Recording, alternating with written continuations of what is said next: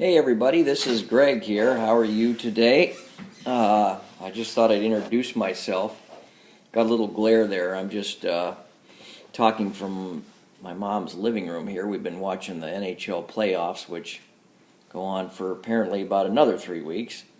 But anyway, I wanted to say hello and say I think our first week went well. I do about 3 videos during the course. Usually do them from home at my office, but I haven't been back there yet today.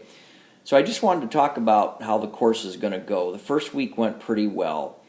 One of the things that happens in the course is each week of the course builds a part of your final project.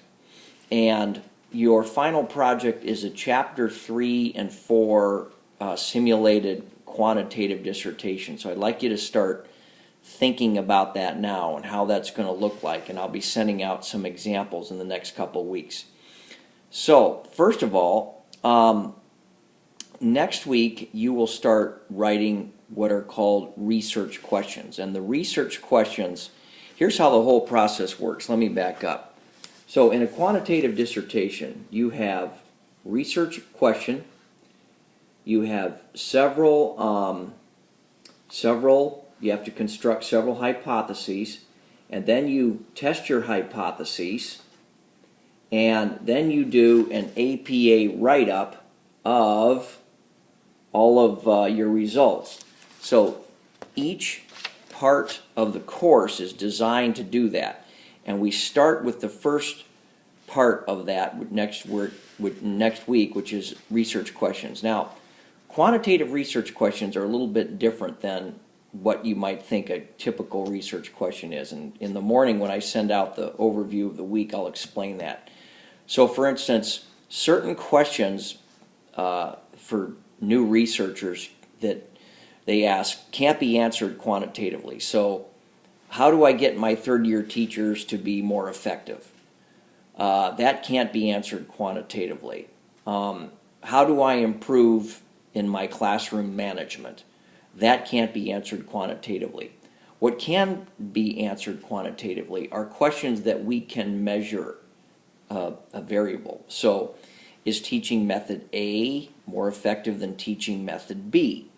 Then we would operationalize our variables, and we would find a way to measure test scores and see if they're statistically significant. So I'm going to give you very clear guidelines on what a good quantitative research question is in the morning. One of the concepts that we talked about this week is statistical significance. I mentioned that in the announcements. And make sure in your journal entry of the week that you make that journal entry a complete synopsis of everything that was learned that week with examples to demonstrate substantive learning. And you will succeed in that journal entry. So statistical significance is essentially this. Let's say I take 2 populations. I have Kentucky 10th graders and I have Minnesota 10th graders. And they take some assessment. Maybe it's the SAT or a state assessment. And my hypothesis is that the mean score on the SAT of the 2 groups is equal. Now that's a falsifiable hypothesis, and that's typical of the ones we use in quantitative research. So that's why I talked about falsifiability. So let's say we take 2 samples of students from those populations, and we get the mean score from the 2 samples, and one is 640 and one is 670. Okay, now because the sample means are different, we cannot necessarily conclude that the population means are different. In order to do that, the result of our hypothesis test would have had to be statistically significant. So that's exactly what that means. The word significant is not arbitrary in any way in quantitative research. It actually means something. It means that the difference in 2 sample values, such as the mean, is enough that we can conclude to a certain degree of certainty that the means of the populations from which the samples came are not the same. So you'll get used to this language, and you'll get used to setting up hypotheses and testing them.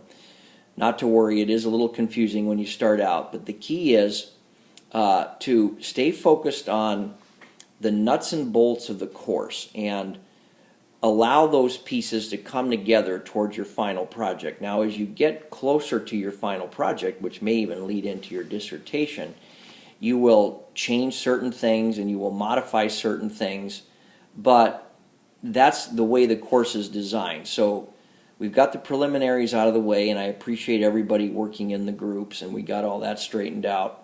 So next week we start with the research questions, and there'll be some revising on here. It doesn't go very efficiently right away, but you're going to feel pretty good at the end of the week about the question you're asking, or questions, and how you are going to set up hypotheses to test them. So just thought I'd say hello. Got a little bit of a summer cold, but it is getting a little warmer in Oregon, so I've been able to go out on my bike, and I just wanted to welcome everybody to the course, and we've got another 7 weeks to go, so always feel free to ask me any questions before you submit an assignment if you'd like to do that. If you can text and just say, Greg, I'd like to call at this time. Let me know who you are. I'll get back to you, and I'm pretty free on most evenings. So be happy to help you in any way I can. All right, everybody have a great rest of your weekend. Okay, bye.